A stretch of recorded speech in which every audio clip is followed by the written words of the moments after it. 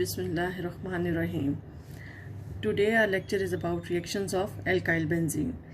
Alkyl benzene means if any alkyl group is attached with the benzene ring. आपने इसकी examples पहले भी पढ़ी हुई हैं. अगर बेंजीन रिंग के साथ अगर मिथाइल ग्रुप अटैच्ड होगा तो उसको हम मिथाइल बेंजीन कहेंगे. अगर बेंजीन रिंग के साथ इथाइल ग्रुप अटैच्ड होगा, ethyl, propyl, all these are called as alkyl benzenes. हमने जो रिएक्शंस ऑफ अल्काइल बेंजीन्स आज स्टडी करने हैं, ये दो तरह के रिएक्शंस हैं. Number one is oxidation of the side chain and the second reaction is halogenation of the side chain.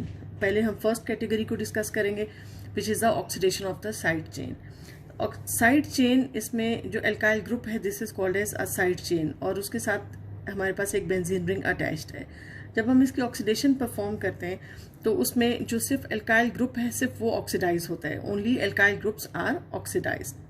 सिर्फ अल्काइल ग्रुप ऑक्सीडाइज होता है और जो पूरा का पूरा बेंजीन रिंग है वो अनअफेक्टेड रहता है, वो स्टेबल है, वो किसी सूरत किसी भी ऑक्सीडाइजिंग एजेंट के साथ रिएक्ट नहीं करता. जब हमने इस अल्काइल बेंजीन्स की ऑक्सीडेशन करनी है तो उसके लिए हम ऑक्सीडाइजिंग एजेंट यूज़ करेंगे. ऑक्सीडेशन की आपने 3 डेफिनेशन इससे पहले पिछली क्लासेस में पढ़ी हुई हैं, लेकिन यहाँ पर इस वक्त ऑक्सीडेशन की जो डेफिनेशन एप्लीकेबल होगी it is gain of oxygen. तो कोई भी हम ऐसा ऑक्सीडाइजिंग एजेंट यूज़ करेंगे जो कि ऑक्सीजन प्रोवाइड करेगा. 3 तरह के ऑक्सीडाइजिंग एजेंट्स हम यूज़ कर सकते हैं अल्काइल बेंजीन्स की ऑक्सीडेशन के लिए. First is KMnO4 and sulphuric acid. This is an oxidising couple. KMnO4 H2SO4 की प्रेजेंस में रिएक्ट करता है. यह हमारे पास फर्स्ट ऑक्सीडाइजिंग एजेंट है.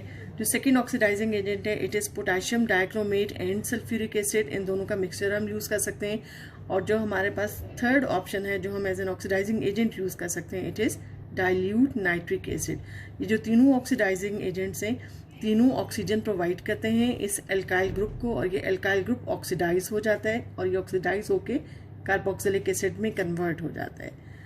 फर्स्ट ऑक्सीडाइजिंग एजेंट में से पोटेशियम परमैंगनेट ऑक्सीजन प्रोवाइड करता है. सेकेंड ऑक्सीडाइजिंग एजेंट में से पोटेशियम डाइक्रोमेट ऑक्सीजन प्रोवाइड करता है और थर्ड ऑक्सीडाइजिंग एजेंट में से नाइट्रिक एसिड ऑक्सीजन प्रोवाइड करता है. So these are the oxidising agents. लेकिन नॉर्मली जो हम ऑक्सीडाइजिंग एजेंट अभी हम अपने रिएक्शन में यूज़ करेंगे potassium permanganate and sulphuric acid का मिक्सचर. अच्छा, अब रिएक्शन की फॉर्म में मैं आपको एक्सप्लेन करूंगी कि जो अल्काइल बेंजीन है वो किस तरह से ऑक्सीडाइज होंगी. यहाँ पर जो मैंने अल्काइल बेंजीन यूज़ किया है this is methyl benzene. Methyl benzene को हम टॉल्वीन भी कह सकते हैं. मिथाइल में कार्बन के साथ 3 हाइड्रोजन्स हैं, लेकिन जो तीनों हाइड्रोजन है मैंने स्प्लिट करके सेपरेट करके लिख दी हैं आपके सामने ताकि यहाँ पे हम रिप्रेजेंट कर सकें कि कहाँ पर ऑक्सीडेशन हो रही है. दिस इज़ मिथाइल बेंजीन और टॉल्वीन. जब हम इसकी ऑक्सीडेशन करेंगे तो इसमें हम ऑक्सीजन एटम को इंट्रोड्यूस करेंगे. KMnO4 और H2SO4 जो हमने एक ऑक्सीडाइजिंग कपल यूज़ किया है, जब ये दोनों आपस में रिएक्ट करते हैं तो इनके रिएक्शन से ऑक्सीजन जनरेट होती है. किसी भी रिएक्शन में एट द स्पॉट जो ऑक्सीजन एटम जनरेट होता है उसको हम एटॉमिक ऑक्सीजन या नेसेंट ऑक्सीजन कहते हैं और उसको हम स्क्वायर ब्रैकेट्स में लिखते हैं और इसलिए लिखते हैं because it is very much reactive. जब ऑक्सीजन प्रोड्यूस जो हो रही है जब रिएक्ट करेगी टॉल्वीन के साथ तो वो किस तरह से रिएक्ट करेगी. अब यहाँ पर कार्बन के 3 बॉन्ड्स हैं, 3 हाइड्रोजन के साथ बॉन्ड्स हैं. अब यहाँ पर ये कार्बन और हाइड्रोजन का ये बॉन्ड ब्रेक हो जाएगा और कार्बन और हाइड्रोजन का ये बॉन्ड ब्रेक हो जाएगा. ये दोनों हाइड्रोजन एटम्स यहाँ से लिबरेट हो जाएंगे, ये दोनों यहाँ से सेपरेट आउट हो जाएंगे. कार्बन और हाइड्रोजन सिर्फ ये 2 एटम्स इंटैक्ट रहेंगे.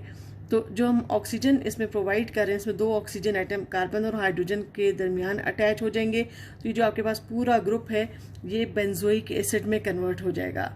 कार्बन और हाइड्रोजन तो ऑलरेडी प्रेजेंट थे, 2 ऑक्सीजन इसके साथ अटैच हो जाएंगे. This is a carboxylic group. और अगर आपने पहले पढ़ा है बेंजीन रिंग के साथ अगर कार्बोक्सिलिक ग्रुप अटैच होगा then this whole structure is called as benzoic acid. और यहाँ पर 3 ऑक्सीजन में से 2 ऑक्सीजन तो यूटिलाइज हो चुके हैं. अब जो 1 ऑक्सीजन है वो इन 2 हाइड्रोजन के साथ कंबाइन करके यहाँ पर वाटर प्रोड्यूस करेगा. तो इसमें इस तरह से अगर हम किसी भी अल्काइल बेंजीन की या जैसे मिथाइल बेंजीन की हम ऑक्सीडेशन करते हैं किसी भी ऑक्सीडाइजिंग एजेंट की प्रेजेंस में तो जो कार्बन और हाइड्रोजन है ये ऑक्सीजन गेन करके ऑक्सीडेशन के बाद ये बेंजोइक एसिड में कन्वर्ट हो जाएगा और साथ इसके वाटर प्रोड्यूस होगा.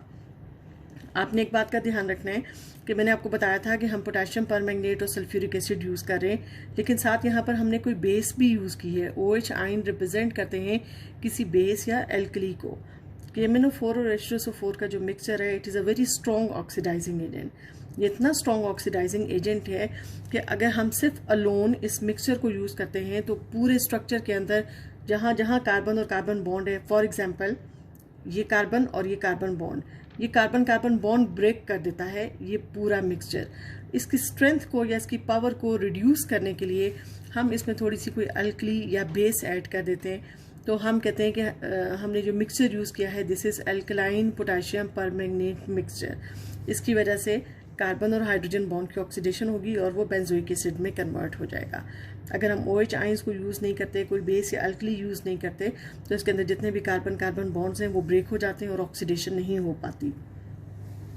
अच्छा, अब सेकंड एग्जांपल मैंने आपके सामने लिखी है। पहली एग्जांपल थी मिथाइल बेंजीन। हम मिथाइल बेंजीन के अलावा इथाइल बेंजीन भी यूज़ कर सकते हैं। आपने याद रखना है कि बेंजीन के साथ कोई भी एल्काइल ग्रुप अगर अटैच्ड है, ethyl, propyl, butyl and so on, तो पहला कार्बन जो बेंजीन रिंग के साथ डायरेक्टली अटैच्ड है वो ऑक्सीजन की प्रेजेंस में ऑक्सीडाइज होकर कार्बोक्सिलिक ग्रुप में कन्वर्ट हो जाएगा।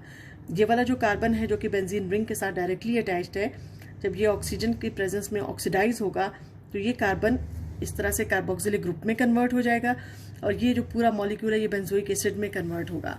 अब यहाँ पर हमारे पास एक और मिथाइल ग्रुप भी है। ये मिथाइल ग्रुप, इसके अंदर कार्बन और हाइड्रोजन है। यहाँ से ऑक्सीजन गेन करके ये कार्बन डाइऑक्साइड में और जो हाइड्रोजन है वो वाटर में कन्वर्ट हो जाएगी। तो इस तरह से अगर आपके पास बेंजीन रिंग के ऊपर एक मिथाइल ग्रुप है तो वो बेंजोइक एसिड में कन्वर्ट होगा।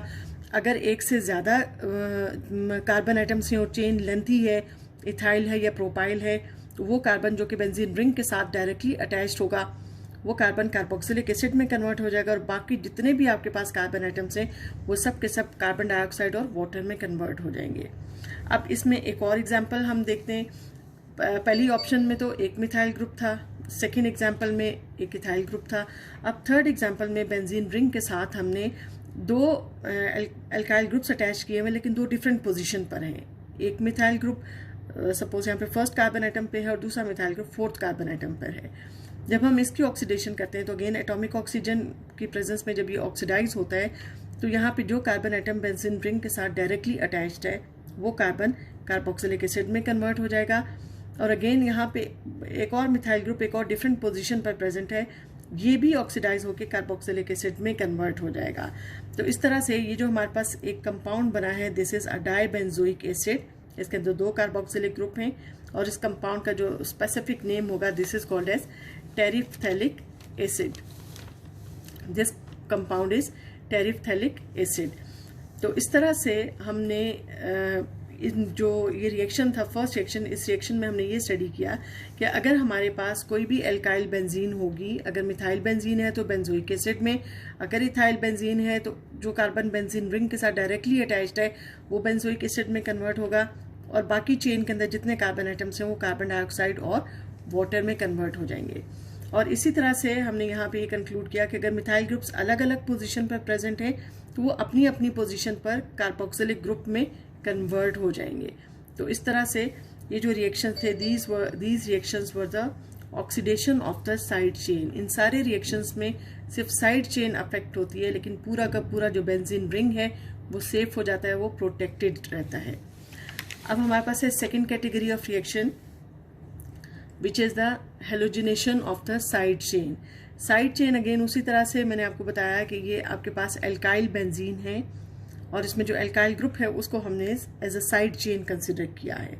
जब हम इसकी हेलोजिनेशन करते हैं, हेलोजिनेशन का अगेन मीनिंग है कि introduction of a halogen atom और अ हेलोजिन ग्रुप।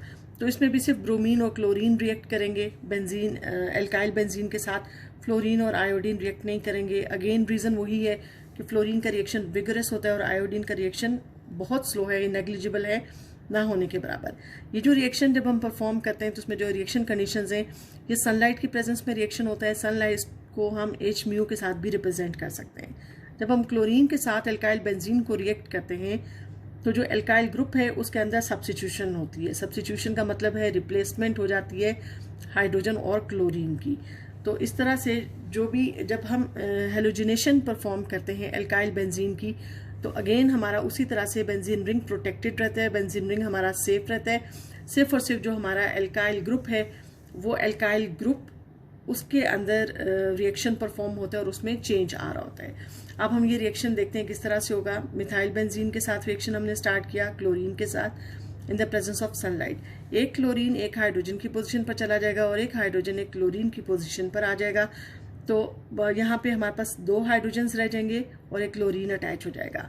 बेंजीन रिंग उसी तरह से इंटैक्ट रहेगा, उसमें कोई चेंज नहीं है, सिर्फ एक क्लोरीन और हाइड्रोजन की रिप्लेसमेंट हुई है। तो हमारे पास बन जाएगा बेंजीन रिंग कंटेनिंग CH2Cl और एक हाइड्रोजन जो क्लोरीन के साथ अटैच होगा वो HCl में कन्वर्ट हो जाएगा। अगर बेंजीन रिंग के साथ CH2 ग्रुप प्रेजेंट होगा तो ये जो पूरा स्ट्रक्चर बन जाता है, this whole structure is called as benzyl. जैसे मैंने पहले आपको बताया था कि अगर आप बेंजीन में से एक हाइड्रोजन को रिमूव करेंगे तो वो फिनाइल बन जाएगा, लेकिन अगर बेंजीन के साथ CH2 ग्रुप अटैच होगा तो ये जो पूरा स्ट्रक्चर बनता है this is called as benzyl. ये बेंजाइल है और उसके साथ एक क्लोरीन एटम है, so the name of this compound is benzyl chloride. ये जो बेंजाइल क्लोराइड है ये रिएक्शन शो करेगा और ये रिएक्शन तब तक शो करता रहेगा जब तक ये सारे के सारे हाइड्रोजन्स क्लोरीन के साथ रिप्लेस ना हो जाए। अब अगले स्टेप में यही बेंजाइल क्लोराइड हमारा रिएक्टेंट है, ये क्लोरीन के साथ रिएक्ट करेगा। उसी तरह से सनलाइट की प्रेजेंस में एक क्लोरीन एक हाइड्रोजन की पोजीशन पर चला जाएगा और हाइड्रोजन क्लोरीन की पोजीशन पर आ जाएगा। अब हमारे पास जो स्ट्रक्चर बनेगा, अब उसमें से एक हाइड्रोजन एटम यहाँ से रिमूव हो जाएगा और उसकी जगह क्लोरीन आ जाएगा। तो बेंजीन के साथ जो अब स्ट्रक्चर अटैच्ड होगा इट इज CHCl2। अगर बेंजीन के साथ CH ग्रुप प्रेजेंट है then this whole structure is called as benzal, this is called as benzal chloride. अब ये benzal chloride further reaction show करेगा, वो इसलिए रिएक्शन शो करेगा क्योंकि अभी स्टिल इसके अंदर एक रिप्लेसेबल हाइड्रोजन एटम प्रेजेंट है। जब क्लोरीन के साथ हम इसको रिएक्ट करवाएंगे in the presence of sunlight तो क्लोरीन इस एक हाइड्रोजन की पोजीशन पर चला जाएगा और हाइड्रोजन क्लोरीन की पोजीशन पर आ जाएगा। तो हमारे पास जो स्ट्रक्चर बनेगा नाउ दिस इज CCl3 और साथ जो हाइड्रोजन क्लोरीन की पोजीशन पर आया तो साथ HCl प्रोड्यूस होगा। अब ये जो पूरा स्ट्रक्चर अगर बेंजीन रिंग के साथ एक कार्बन एटम प्रेजेंट है this is called as benzo, so the name of this compound is benzo trichloride. तो इस रिएक्शन जो हेलोजिनेशन ऑफ साइड चेन है, इस रिएक्शन से हमारा कंक्लूजन ये है कि अगर हम किसी भी एल्काइल बेंजीन की जब हम क्लोरीन के साथ उसको रिएक्ट करवाते हैं तो वो सब्स्टिट्यूशन रिएक्शन होता है। बेंजीन रिंग इंटैक्ट रहता है, उसमें कोई चेंज नहीं आता, सिर्फ और सिर्फ जो भी एल्काइल ग्रुप है एल्काइल ग्रुप के अंदर सब्स्टिट्यूशन होती रहेगी और क्लोरीन और हाइड्रोजन की रिप्लेसमेंट होगी। So in this way whenever we are performing the halogenation of the side chain, only the alkyl group gets halogenated, it shows substitution reaction, whereas the whole benzene ring remains intact. अच्छा students, अब next एक और concept है जो कि benzene से related है। ये बेंजीन के जितने भी केमिकल रिएक्शंस थे वो हमारे कंप्लीट हो चुके हैं, लेकिन ये जो कॉन्सेप्ट है ये बेंजीन के जब हम डिफरेंट कंपाउंड को सिंथेसाइज करते हैं या जब हम इसकी नेमिंग करते हैं तो ये एक और कॉन्सेप्ट हमारे लिए बहुत इंपॉर्टेंट है।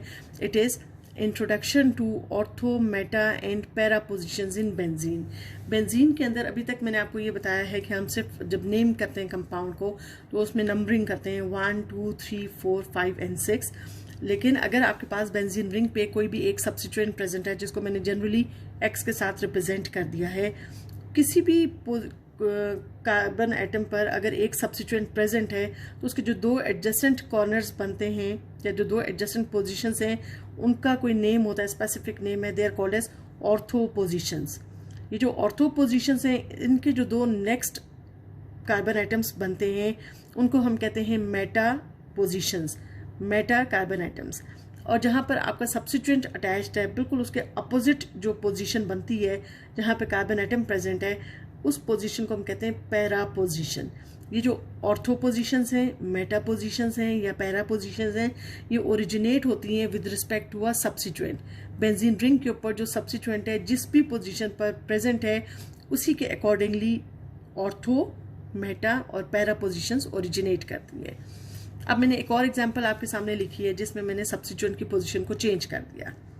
अब इसको सब्स्टिट्यूएंट को मैंने यहाँ पर इस कार्बन एटम पर अटैच कर दिया। इस पोजीशन के जो दो एडजेसेंट कार्बन एटम्स हैं, जो दो एडजेसेंट पोजीशंस हैं, वो ये दो बनती हैं। These are called as ortho positions. Ortho की जो दो एडजेसेंट पोजीशंस हैं वो ये दो कार्बन एटम्स बनते हैं। तो इसके रिस्पेक्ट से जो आपका ओरिजिनल सब्स्टिट्यूएंट है उसके रिस्पेक्ट से ये दोनों जो पोजीशंस हैं दीज आर मेटा पोजीशन। जहाँ पर आपका सब्स्टिट्यूएंट अटैच्ड है बिल्कुल उसके जो अपोजिट पोजीशन बनती है, जो अपोजिट कार्बन एटम है, that is a para position. तो इस तरह से बेंजीन रिंग के अंदर जब हम नंबरिंग करके किसी कंपाउंड को नेम करते हैं तो नंबरिंग के अलावा हम ये भी बता सकते हैं कि अगर आपका एक सब्स्टिट्यूएंट प्रेजेंट है तो बेंजीन रिंग के अंदर दो ऑर्थो पोजीशन, दो मेटा पोजीशन और एक पैरा पोजीशन भी अपीयर होती है। अब इन्हीं पोजीशंस के अकॉर्डिंगली कुछ कंपाउंड्स की एग्जांपल्स हैं, उन एग्जांपल्स के थ्रू हम कंपाउंड्स को नेम करते हैं। अगर बेंजीन रिंग के ऊपर आपने याद रखना है कहीं पर भी दो मिथाइल ग्रुप प्रेजेंट हैं तो उस कंपाउंड को आप ज़ाइलीन कहते हैं। ज़ाइलीन की डेफिनेशन में रिपीट कर रही हूँ, the presence of two methyl groups at any position in the benzene ring is called xylene. मैं पहला जो स्ट्रक्चर मैंने आपके सामने शो किया, मैंने कार्बन एटम्स की नंबरिंग भी कर दी। This is carbon number 1, 2, 3, 4, 5 and 6। First और सेकंड पोजीशन पर दो मिथाइल ग्रुप प्रेजेंट हैं। अगर दो मिथाइल ग्रुप प्रेजेंट हैं तो आप इस कंपाउंड को ज़ाइलीन कहते हैं। अगर ये कार्बन नंबर 1 है तो इसके रेफरेंस से ये जो पोजीशन बनती है दिस इज ऑर्थो पोजीशन। तो इस कंपाउंड को हम नेम करेंगे दिस इज ऑर्थोज़ाइलीन। इस कंपाउंड को आप 1,2 डाइमिथाइल बेंजीन भी कह सकते हैं। अब सेकेंड एग्जाम्पल में अगर इसको मैंने कार्बन नंबर 1 कंसिडर किया तो इसके रिस्पेक्ट से ये जो पोजीशन ये जो पोजीशन है this is ortho, this is Meta. Meta position पर सेकंड सब्स्टिट्यूएंट प्रेजेंट है और दोनों आइडेंटिकल हैं, इसलिए इस कंपाउंड को हम कहेंगे दिस इज मेटाज़ाइलीन। मेटा का जो एम है वो स्मॉल एम, उसके बाद हाइफन और फिर आप ज़ाइलीन लिखेंगे। ऑर्थो को का जो ओ है वो भी अगेन आप स्मॉल लेटर के साथ लिखेंगे, small o hyphen and then xylene. इस कंपाउंड का एक और नेम भी है, आप इसको 1,3 डाइमिथाइल बेंजीन भी कह सकते हैं। अब नेक्स्ट स्ट्रक्चर में अगेन दो मिथाइल ग्रुप्स यहाँ पर प्रेजेंट हैं और ये जो दोनों मिथाइल ग्रुप्स प्रेजेंट हैं ये दोनों एक दूसरे की अपोजिट पोजीशन पर प्रेजेंट हैं। अगेन ये ज़ाइलीन है, लेकिन अगर ये हमारा कार्बन नंबर 1 है तो इसके जो अपोजिट पोजीशन है वो पैरा पोजीशन बनती है। So the name of this compound is paraxylene. पैरा का पी हमेशा आप अगेन स्मॉल लेटर के साथ लिखेंगे, small p hyphen and then xylene. इस कंपाउंड को आप 1,4 डाइमिथाइल बेंजीन भी कह सकते हैं। अब यहाँ पर मैंने एक और स्ट्रक्चर आपके सामने लिखा है, ये बेंजीन की नॉमेनक्लेचर में आपने ये स्ट्रक्चर्स पढ़े थे, ये दोनों स्ट्रक्चर्स। वहाँ पर मैंने आपको नंबरिंग के थ्रू इनकी नेमिंग बताई थी कि अगर आपके पास बेंजीन रिंग के ऊपर एक से ज़्यादा सब्स्टिट्यूएंट्स प्रेजेंट हैं, 2 हैं या 3 हैं, तो फिर आप उनको अल्फ़ाबेटिकल ऑर्डर में आप उनकी नेमिंग करते हैं। अल्फ़ाबेटिकल ऑर्डर में आप नेमिंग इस तरह से करते हैं कि जैसे अब क्लोरो और आयोडो है, क्लोरो का सी पहले आता है, आयोडो का आई बाद में आता है। तो जो सब्स्टिट्यूएंट जो बाद में अपीयर होता है उसको आप कार्बन नंबर 1 कंसिडर करते हैं। तो उस रूल के अकॉर्डिंगली इस कंपाउंड का नेम था 3-क्लोरो आयोडो बेंजीन। लेकिन अगर हम इसी तरह से ऑर्थो, मेटा और पैरा पोजीशंस के अकॉर्डिंगली हम कंपाउंड की नेमिंग करें तो इस कंपाउंड अगर ये हमारा सब्स्टिट्यूएंट कार्बन नंबर 1 पर है तो ये पोजीशन ऑर्थो है और ये मेटा पोजीशन है। इस कंपाउंड को आप नेम कर सकते हैं मेटा क्लोरो आयोडो बेंजीन। अब अगेन ये मैंने आपको नेमिंग में ये स्ट्रक्चर पहले भी लिखवाया था कि अल्फ़ाबेटिकल ऑर्डर में ब्रोमीन का बी पहले आता है, नाइट्रो का एन बाद में आता है। So it would be carbon number 1, ये कार्बन नंबर 2। तो इसको हमने पहले नेम किया था 2-ब्रोमो नाइट्रो बेंजीन। लेकिन अगर हम इसको इसी तरह से ऑर्थो, मेटा और पैरा पोजीशंस के अकॉर्डिंगली जब हम इस कंपाउंड की नेमिंग करते हैं तो इस कंपाउंड को हम ये ऑर्थो पोजीशन पर ब्रोमो ग्रुप प्रेजेंट है, इसको हम ऑर्थो ब्रोमो नाइट्रो बेंजीन भी कह सकते हैं इस कंपाउंड को। सो स्टूडेंट्स, बेंजीन के बारे में, बेंजीन के जितने भी केमिकल रिएक्शंस थे वो हमारे कंप्लीट हो चुके हैं। उसके अलावा बेंजीन की नेमिंग में या कुछ रिएक्शंस में हमारे पास एक कॉन्सेप्ट था ortho, meta and para positions का, वो कॉन्सेप्ट भी मैंने आपको क्लियर कर दिया है। अब ये जो आज का लेक्चर था, इस लेक्चर से रिलेटेड एक क्वेश्चन है जिसको आपने आंसर करना है, and that question is you have to differentiate between benzene and toluene on the basis of chemical reaction. आज के लेक्चर से रिलेटेड अगर आपको कोई कन्फ्यूजन या कोई डाउट है तो आप फ्रीली क्वेश्चन पूछ सकते हैं। Thank you. अल्लाह हाफ़िज़।